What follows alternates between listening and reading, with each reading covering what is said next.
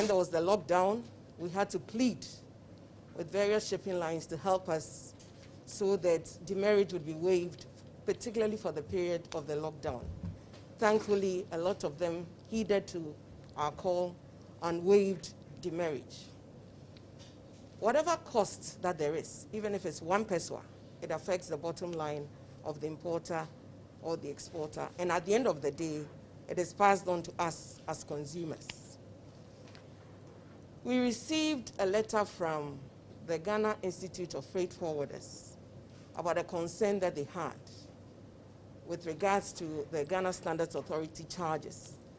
Professor Dodu here is my brother, so I immediately called him and I said, Prof, what's happening?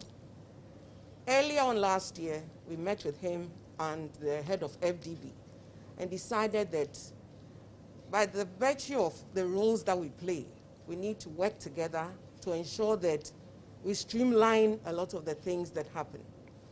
I'm not sure sitting here you're adverse to paying charges. I'm not sure. But if you get the right buy-in and you understand what informs the decision to charge, definitely you will allow it to pass. So today we are here welcoming you first of all to the Ghana Shippers Authority. It's an open forum. And I'll plead with you that it is a jaw session. So let us work together in a spirit of respect, understanding, collaboration, so that we can move this industry forward. Without a standards authority, most of you will not even want to do business. Because if there's no regulation, the market is contaminated. Unfortunately, those services must be paid for. In the past, it was taken directly from the import duty and given to us, and we avoided this. By government-owned architecture, it's been put in so many different things which are quite difficult to collect, if you ask me. But that is the law, and that is what we can live with. How do we achieve a balance which is fair for both industry and consumers, but which helps us to keep your business going? So when BP said it, I said, let's meet and have a family talk. Yes, the fees have been given. We have to implement, but we should be wise in this implementation. We recognize that these days, most institutions depend on self-generated funds in order to survive. But there also, we have to also look at other factors before we take such decisions. Like I've said, we are with you. We'll continue to engage with you to find possible ways for you to enhance on your revenue generation. But in this particular regard, even though Ministry of Finance have said it, they cannot impose because of the times that we find ourselves in. We have barely settled on the COVID, the problem that have come.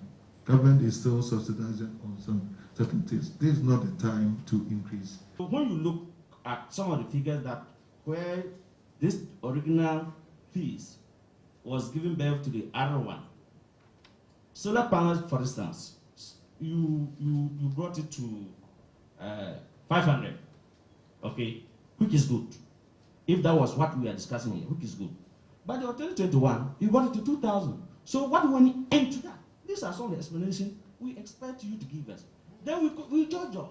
I think this is the way forward we are looking for. So, Prof, we are not saying don't do your work. We need you to do your work. And that there will be so many influx of goods in the market which will be substandard. Tobacco has been reduced to by 50%. While we are saying, we know people are, it's even written, it's harmful to your health. And you've reduced it. And we know we have challenge with housing. Housing product has been increased. So these are some of the issues we should look into it. Yeah, for example, the solar panel. We won't need solar panel. That one has been increased. And then, so these are the things what went into the increase. These are the areas we need to sit down and look into it. We are not saying that it shouldn't be increased, but there are some of the priority areas that we should look into those areas and how we can help the nation together. We are mindful of ensuring that the brand that is the Ghana Standards Authority is not brought into controversies that it's not of its doing. And that even though the variation in charges up or down will probably not even amount much to your bottom line in terms of your costs. There's every likelihood that GSA will be accused of increasing charges and thereby increasing prices. So taking this into consideration, my team and I will go to the Ministry of Finance and inform them that in our attempt to implement what was required, we have not started implementing it. We have hit some headwinds.